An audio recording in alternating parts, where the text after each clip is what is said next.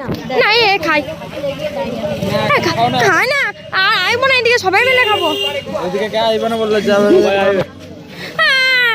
আমি তো অনেক জোর করার পরও আমাকে কদবেল কিনে দিল না, কিন্তু তোমরা পুরো ভিডিওটা দেখতে থাকো, তোমরা অনেক মজা পাবে।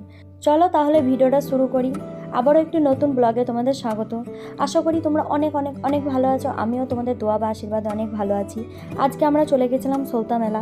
ওইখানে কি কি করলাম না করলাম ওটাই তোমাদের সঙ্গে আজকে শেয়ার করব। চলো প্রথমে মেলাতে ঢুকেই আগে আইসক্রিম খেয়ে নিই, কারণ এতটা পরিমাণ গরম লাগছিল বলার নয়। কারণ সত্যিই মেলার ভিতরে গরম ছিল, আর আমরা গিয়েছিলামও দুপুরবেলা।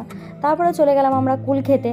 এই তো কুল খাচ্ছি, কারণ আমি আগেই বলেছিলাম কদবেল মাখা খাবো, কিন্তু আমাকে কিনে দেয়নি, তাই জেদি করে আমি কুলটা নিয়েছি। তারপর এখানে নানা রকমের হাঁড়ি কলস সব বিক্রি হচ্ছিল। এখানে এরকমভাবে বিছিয়ে বিক্রি হয় আর কোথাও হয় বলে আমার মনে হয় না, আর যদিও হয় তোমরা আমাকে জানাও। তারপর চলে গেলাম নানা রকমের মিষ্টির দোকান। মিষ্টি বললে ভুল হবে, এখানে সব রকমই খাবার ছিল। দেখো কি কি খাবার ছিল তোমরা তো দেখতেই পাবে। এই তো এই গোল গোল সাদা সাদা এগুলো যেগুলো আছে ওগুলোর নাম হচ্ছে খাজা। এগুলো চিনির শিরা দিয়ে বানানো হয় আর ভীষণই সুন্দর খেতে। এদিকে শুধু খাবারেরই দোকান বসেছে, আমরা দেখছিলাম কি খাবো, কিন্তু এখানে সবই বেশিরভাগই মিষ্টি খাবার, ওই জন্য কিছুই খেলাম না। তারপর আমরা চলে এলাম এদিকে একটা মাঠে, আর এই মাঠটায় যারা রাত্রি থাকে তারাই এখানে সব ছিল। আর এগুলো সব জামা কাপড়ের দোকান, আর এই মেলাটায় সব কিছুই পাওয়া যায়, মানে সব ধরনের জিনিস, খাট পালং আলমারি সব কিছুই পাওয়া যায়, মাটির থেকে ব্যাগ থেকে সব কিছুই পাওয়া যায়। তারপরে আমরা দই খেয়ে নিচ্ছি। এই দইটা অসম্ভব সুন্দর খেতে ছিল, আর এই দইটা তো মানে ছোটোবেলার কথাটা মনে পড়িয়ে দিল একদম। তারপর এখানে আমরা আর কিছুক্ষণ ডান্স দেখছিলাম, আদিবাসীদের ডান্স। এই ডান্সগুলো সত্যি আমার দেখতে খুবই ভালো লাগে।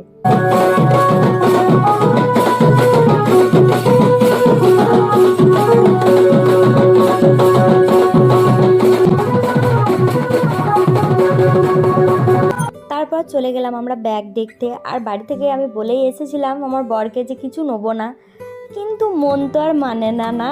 তারপর এই দোকানটা সবথেকে ইন্টারেস্টিং লেগেছে আমাকে, মানে কাঠের জিনিসের ওপরে তোমার প্রিয়জন বা যার নাম লিখতে চাও লিখে নিতে পারো। তারপর চলে গেলাম চুড়ির দোকানে, আর বিয়েও হয়ে গেছে মানে চুড়ি তো নিতেই হবে। চুড়ি কিনে তারপর চলে গেলাম আমার বোনদের জন্য এই পুতুলগুলো কিনতে, আর পুতুলগুলো অসম্ভব সুন্দর ছিল। আর এই দোকানটা হচ্ছে আমার সব থেকে পছন্দের দোকান, ফুলের দোকান। আর ফুল আমার ভীষণই পছন্দ, আর ফুল সব মেয়েরই খুব প্রিয় হয়। তারপর ভালো করে দেখে নিচ্ছিলাম কোন ফুলটা নেবো। এই দোকানটা থেকে আমি অনেক কিছুই কিনেছি, কিন্তু এই দোকানে আবার লেখা ছিল যে ফটো তোলা যাবে না, কিন্তু আমরা তাও তুলেছি।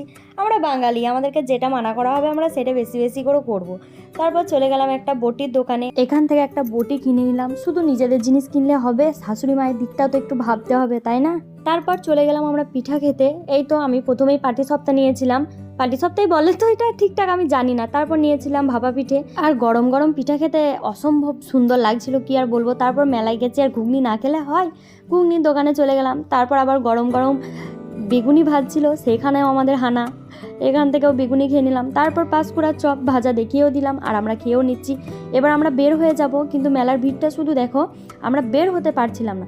তারপর বের হবার সময় আবার এই মোরব্বাটা নিয়ে নিলাম। হ্যাঁ, তোমাদেরকে একটা চ্যালেঞ্জ দিলাম, দেখি কে কে বলতে পারে যে আমি এই মেলায় কি কি খেলাম। চলো, আমার ভিডিওটা ইউটিউব থেকে দেখে থাকলে সাবস্ক্রাইব করে দেবে, আর ফেসবুক থেকে দেখে থাকলে ফলো করে দিও। চলো টাটা। আমার হাতটাও নেই যে টাটা দেবো তোমাদেরকে, তোমরা একটু টাটাটা করে দাও। আবারও একটি নতুন ব্লগে দেখা হবে, টাটা।